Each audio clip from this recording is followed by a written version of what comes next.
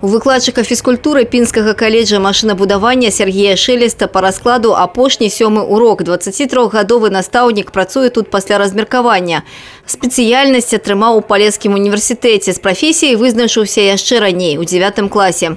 Как говорится, любимый урок ученика физкультура, а преподаватель физрук. Так оно как-то отложилось в голове, и не сомневался ни капли, что пойду в какой-то другой институт или университет учиться именно по этой специальности.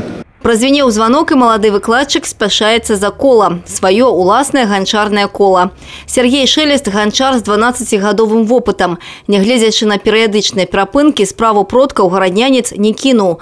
Нават пасля пераезду ў Пінск не здрадзіў традыцыям малой радзімы. У нас еще в деревенском доме стоит русская печь. На этой же печи наши первые изделия, они до сих пор лежат, сохранились. Иногда даже посматриваем, ну, конечно, смеемся. В армии понял, что это мое, да, я не могу без гончарства. Пришел после армии, приобрел круг и буквально каждый день закупаю. Цель для меня – рост для себя. Когда я вижу, начинал с тарелочки маленькой, сейчас заканчиваю большой вазой или же какими-нибудь фигурками, так, ну, сам понимаю, что я расту, я в своем профессиональном деле развиваюсь, и мне это интересно.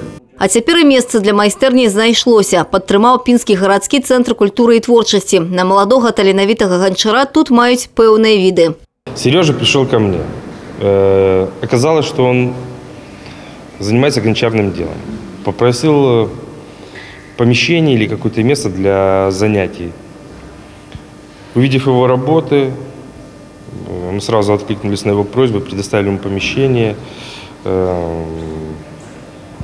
Заинтересовались его работами. На перспективу мы думаем открыть либо клуб, это будет, либо кружок для изучения этого гончарного дела нашими детьми, ну и всех желающих. У невялічкай майстэрні яшчэ не абжыта. Спецыяльна для гэтых здымкаў Сергей прынёс з дому з дзясятак сваіх работ.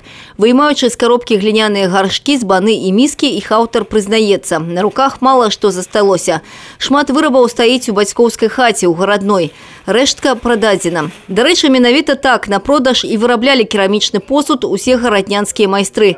І пачалі яны сваю легендарную справу яшчэ 6 стагоддзяў таму. Сёння ж унікальную, уласцівую толькі гараднянскай кераміцы прыгажосць і якасць цэняць не толькі на Полессі, а і ўвогуле ва ўсім свеце.